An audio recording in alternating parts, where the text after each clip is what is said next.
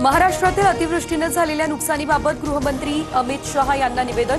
मुख्यमंत्री देवेंद्र फडणवीस यांची माहिती। 50 लाख हेक्टरहून अधिक शेतीचं नुकसान, एनडीआरएफ कडून भरीव मदतीची मागणी। मुख्यमंत्री देवेंद्र फडणवीस दिल्लीत राज्यातील पूरस्थितीबाबत केंद्रीय पातळीवरती चर्चेची शक्यता। केंद्रीय कृषी मंत्र्यांसह भाजपच्या वरिष्ठ नेत्यांना देखील भेटणार अशी माहिती। महाराष्ट्राच्या शेतकऱ्यांची शहांना काळजी नाही, अमित शहा आपल्या मुलाच्या कामासाठी आले असतील। शिंदेंच्या बोलण्यावर महाराष्ट्र चालत नाही, संजय राऊत यांची टीका। पुढील 4 ते 5 दिवस राज्यात पुन्हा पावसाची शक्यता। दक्षिण मराठवाडा आणि मध्य महाराष्ट्रासह कोकणातील घाट परिसरात नद्यांना पूर येण्याचीही शक्यता।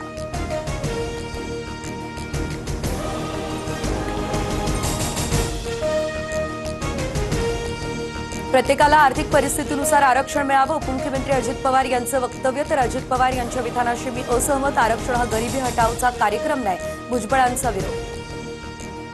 मुंबई महानगरातील विकास कामांना 954 कोटींचा बूस्टर। राज्य सरकारकडून एमएमआरडीएला अतिरिक्त मुद्रांक शुल्कामुळे मोठा दिलासा।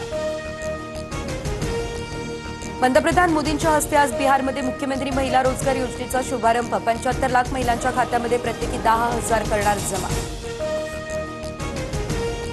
मध्य रेल्वेवर उद्या मध्यरात्री विशेष ब्लॉक। भायखळा आणि सायन स्थानकावरती फूट ओव्हरब्रिजचे गर्डर्स बसवण्यात येणार।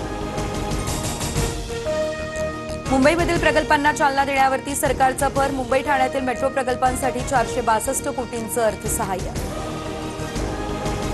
आशिया चषकाच्या फायनलमध्ये भारत पाकिस्तान भिडणार। बांगलादेशला 11 धावांनी हरवत पाकची फायनलमध्ये एंट्री। रविवारी 28 तारखेला भारत पाकिस्तान महामुकाबला होणार।